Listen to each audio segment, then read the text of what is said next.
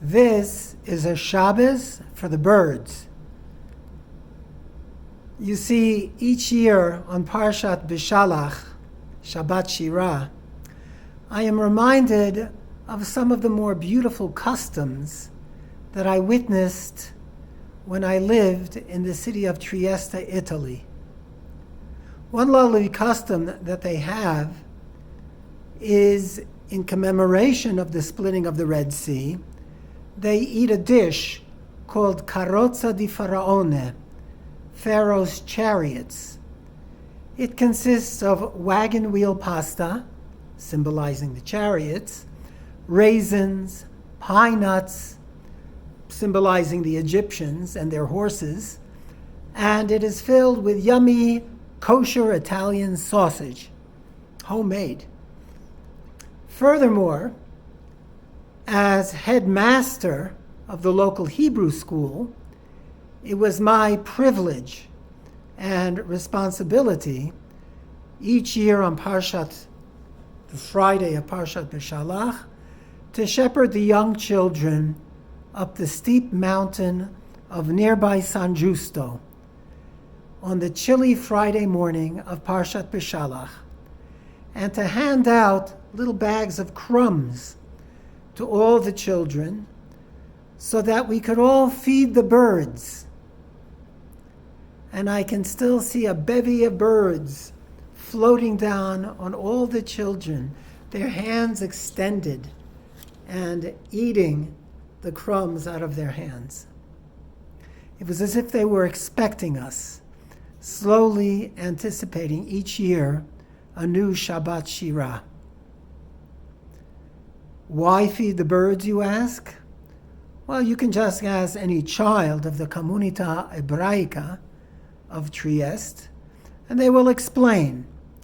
On Shabbat Shirah, the Shabbat in which we read the adventures of the splitting of the Red Sea, the Israelites sang a very beautiful song. So beautiful, in fact, that the birds became silent.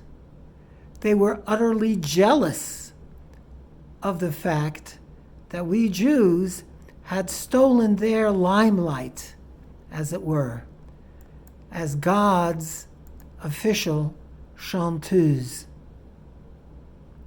In order to placate them, therefore, we feed them a special meal in gratitude for their letting us, ever so briefly, and so many thousands of years ago, steal their celebrity.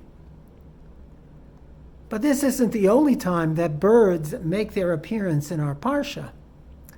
In another episode, we find that the Israelites are complaining. Apparently, there weren't enough supermarkets in the desert. God, however, assures them that they're not going to starve. In fact, they're going to be eating manna, this angelic bread from heaven. At the same time, Moses was instructed to tell the people that the manna would fall every day except one, the Sabbath day. But a double portion would fall on Friday, and they should collect it for their meals on Friday, as well as the following day, on Shabbat. But Moses, as you can imagine, like all great men and leaders, had his share of enemies. Dathan and Abiram, Datan va'Aviram, convinced their friends to hatch a plan to disprove Moshe. What did they do? They collected their double portion on Friday, but only ate the first portion. The second portion they took on Friday night, in the middle of the night, went around the camp and spread it all over. They did this in order to demonstrate that manna was just some unusual natural phenomenon, and God had nothing to do with it. What did God do? He called upon his trusty servants, the birds, and told them, "Go, hurry, before sunrise, collect all those pieces of manna which they had buried in the sand."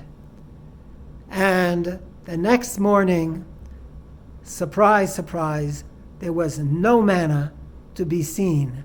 And the evil schemes of Dathan and Aviram and their cohorts were once again foiled. Kids like that story, by the way. So it seems that the heroes of our parsha are the birds. And it occurred to me that there are many, many more things which our fine feathered friends can teach us. Of all the creatures in the animal kingdom, the Jewish people are compared mostly and most often to the birds. You see, look at the life of birds. They are often forced to flee their nests whenever the climate changes and to seek out warmer climes. They find in their new haven a new environment, which on the one hand they are forced to very quickly adapt to, and yet at the same time they always manage to bring out the best of their new habitation.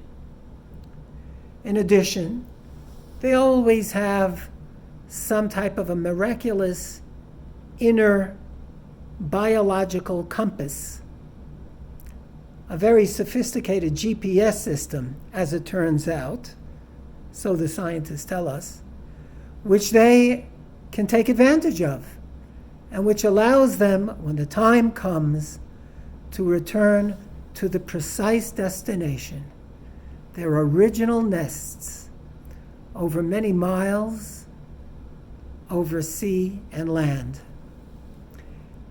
King Solomon takes this metaphor a step further, and in his famous Song of Songs compares us, the Jewish people, to the cooing dove who inhabit the craggy desert, awaiting the return of its mate.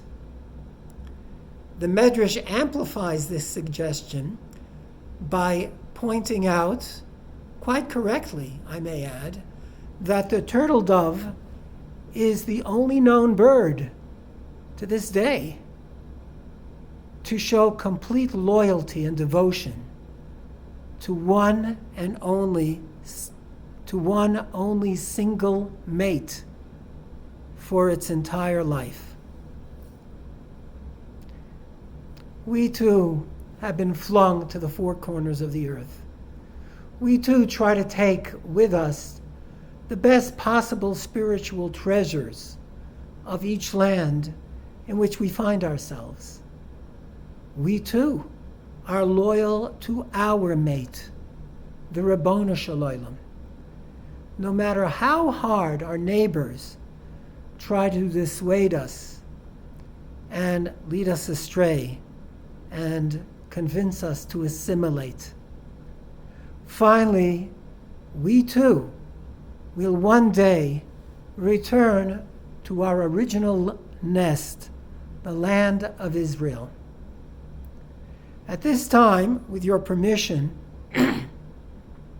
I'd like to read to you a poem which expresses these very same sentiments, written by our dear friend, Professor Gloria Asher, which she wrote in the Ladino language, and which I will translate as well.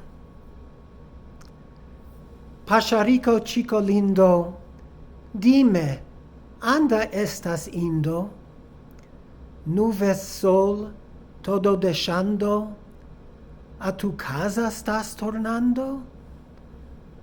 No vives como mi otros, que buscamos siempre otros, más lugares y camino también, casas y destinos. Entre mientras otros miran, vuestra casa la admiran. su valor nunca la vimos.